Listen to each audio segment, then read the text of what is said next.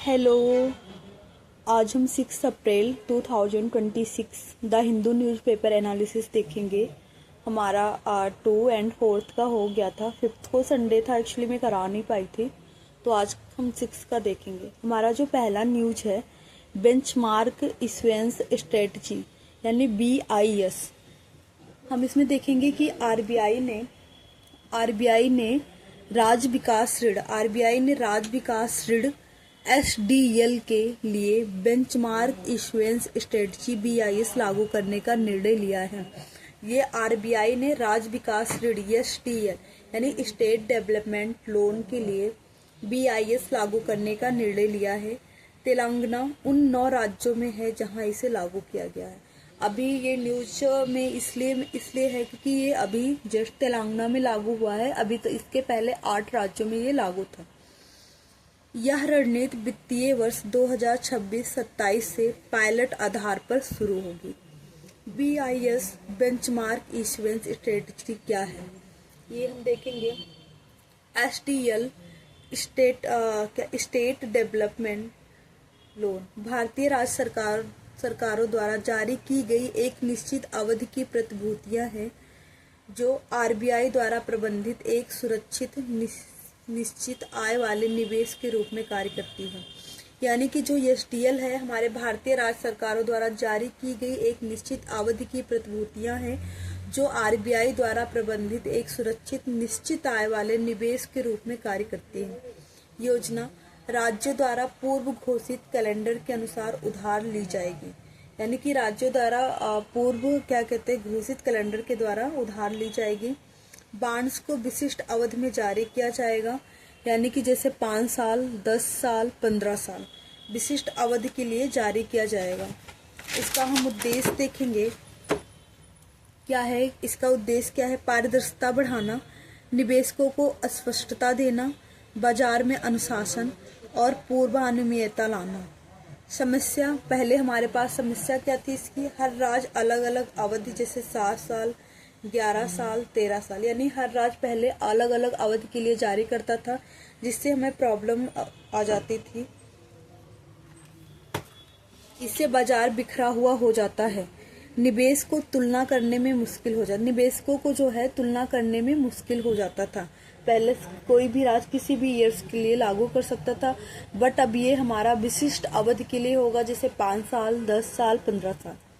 Second news है हमारा, drives of सेसनल bird migration, प्रवासन पक्षियों का लंबी दूरी तक स्थान परिवर्तन है। यानी कि जो बर्ड्स का माइग्रेशन है, हम पहले देखते थे कि जो हमारा बर्ड्स माइग्रेशन करते हैं वो तापमान परिवर्तन के कारण ही करते हैं। जैसे कहीं पे ठंडी शीतोष्ण है तो वो उष्ण में जाएंगे, बट ये हमारा मेन रीजन नहीं है। इससे भी आगे कई रीजन है जो हम अभी पढ़ेंगे। प्रवासन पक्षियों का लंबी दूरी तक स्थान परिवर्तन है। यह आमतौर पर सर्दियों में समशीतोष्ण क्षेत्रों से उष्ण कटिबंधीय क्षेत्रों की ओर इसके विपरीत होता है। यानी सर्दियों में समशीतोष्ण क्षेत्रों से उष्ण कटिबंधीय क्षेत्रों में और गर्मियों में उष्ण कटिबंधीय क्षेत्रों से समशीतोष्ण क्षेत्रों में। नया शोध क्या हुआ है, हम इसमें ये देखेंगे।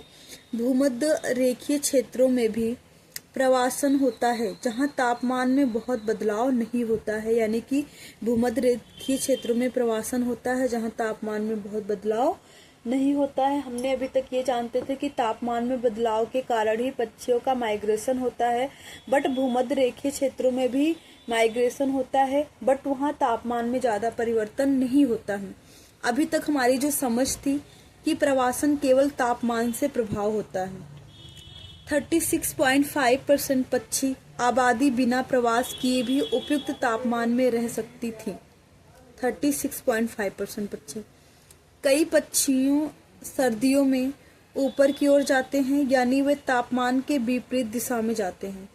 कई पक्षियों सर्दियों में ऊपर की ओर जाते हैं, यानी वे तापमान के विपरीत दिशा में जाते हैं। प्रवासन के मुख्य कारण देखेंगे।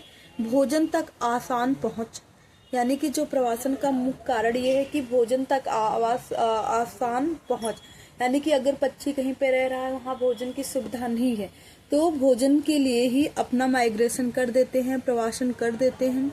अन्य प्रजातियों से प्रतिस्पर्धा से बचना, यानी जैसे कि एक पक्षी पे कोई एक पेड़ है हमारा, उस पे एक पक्षी रह रहा है, देखते देखते इसमें हजारों पक्षी और आ गए, जिससे हमारे उस पक्षी को प्रॉब्लम होने लगी, यानी कि प्रतिस्पर्धा बढ़ जाएगी उस पेड़ पे, तो इसलिए वो पक्षी माइग्रेशन कर देता है, किसी और पेड़ पे चला जाता है।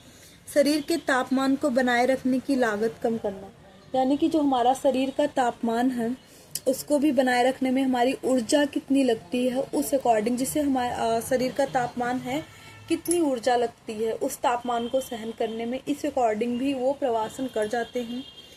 तापमान से अधिक संसाधनों का प्रभाव ज़्यादा महत्वपूर्ण है। तापमान से अधिक संसाधनों का प्रभाव ज़्यादा महत्वपूर्ण है, यानी कि जहाँ पे संसाधन का अभाव या प्रभाव, जहाँ पे संसाधन ज़्यादा पाए जाएंगे पक्षी वहीं जाके रहेंगे, उनको जहाँ पे सुविधा लगेगी। जलवायु परिवर्तन का प्रभाव मानव गतिविधि और संसाधनों के वितरण का प्रभावित करते हैं, यानी जलवायु परिवर्तन, मानव गतिविधि एवं जलवायु परिवर्तन संसाधनों के वितरण को प्रभावित करते हैं। और हमारा थर्ड न्यूज है चाइना's एनर्जी सिक्योरिटी, यानी कि इजराइल अमेरिका और ईरान के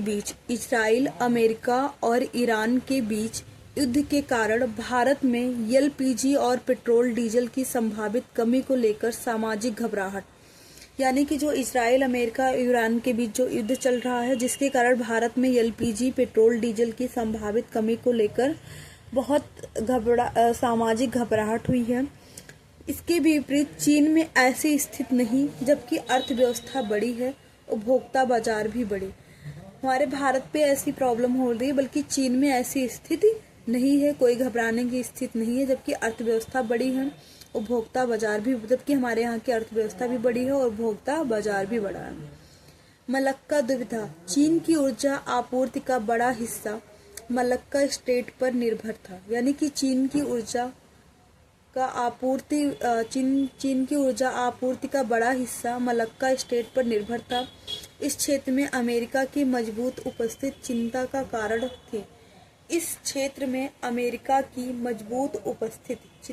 कारण थी। समाधान देखेंगे, स्ट्रेटेजिक पेट्रोलियम रिजर्व्स एसपीआर बनाना, इसमें लगभग 120 दिनों का भंडारण, विविधीकरण, तेल और गैस के स्रोतों का विस्तार, हार्मोज स्ट्रेट पर निर्भरता कम। पाइपलाइन रणनीति, चीन में सेंट्रल एशिया और रशिया से पाइपलाइन बनाई, वर्तमान में लगभग 20% क्रूड ऑयल ऑन पाइपलाइन से आयात, रूस से लगभग 9 लाख बैरल्स पर डे आयात। औद्योगिक विकास, चीन में निम्न क्षेत्रों में आधार बनाया, solar panel, wind and tidal energy, ऊर्जा दक्षता, कार्बन स्टोरेज और इलेक्ट्रिक मोबिलिटी। अब हम शॉर्ट न्यूज में पढ़ेंगे कि हमारा शॉर्ट न्यूज क्या है।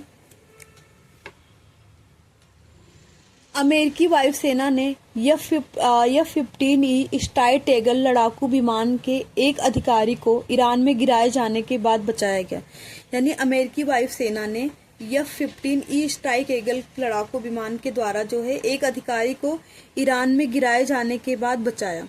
यह बचाव अभियान अमेरिकी विशेष बलों द्वारा किया गया। यह बचाव अभियान जो है अमेरिकी विशेष बलों द्वारा किया गया।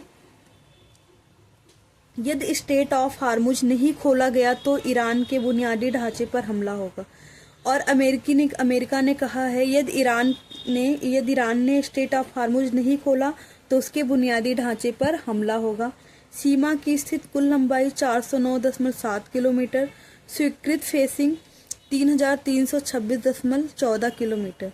भारत सरकार ने 7 साल बाद ईरान से तेल और एलएनजी खरीदने की पुष्टि की। भारत सरकार ने 7 साल बाद ईरान से तेल और एलएनजी खरीदने की पुष्टि की। हार्मुज स्ट्रेट में रुकावट से 80% बासमती निर्यात प्रभावित। जो हार्मुज स्ट्रेट है उसमें रुकावट आने के बाद जो भारत से 80% बासमती चावल निर्यात होता था ईरान को, ये प्रभावित हुआ। व्यापारियों ने सुझाव दिया ईरान को तेल के बदले चावल देने की व्यवस्था दोबारा शुरू हुई। 2019 में भारत ने ईरान से तेल आयात बंद किया। इसमें भारत ने ईरान से तेल आयात बंद किया। 2024 में व्यापार फिर से स्टार्ट किया, जो 2024 में $1.6 बिलियन हो गया था। अब हमारा दूसरा न्यूज है, संदिग्ध खसरा प्रकोप में बांग्लादेश में लगभग 100 बच्चों की मौत। संदिग्ध खसरा का प्रकोप जो फैल रहा है बांग्लादेश में, इससे लगभग 100 बच्चों की मौत हो गई है। वैश्विक भूजल निकासन में भारत की हिस्सेदारी 25%, जो यानी कि वैश्विक भूजल जो पूरे वर्ल्ड में, पूरे विश्व में भूजल निकाला जाता है, भूमि से जल को निकाला जाता है, उसमें अकेले भारत की हिस्सेदारी 25% है। ईरान ने यूएई, बहरीन, कुवैत की ऊर्जा अवसंरचना पर हमला किया। ईरान ने यूएई, बहरीन और कुवैत की ऊर्जा अवसंरचना पर हमला किया। यह क्षेत्रीय तनाव बढ़ने का संकेत है, यानी कि जो हमला किया क्षेत्रीय तनाव बढ़ने का भी संकेत है, यहाँ भी प्रॉब्लम हो सकती है। धन्यवाद।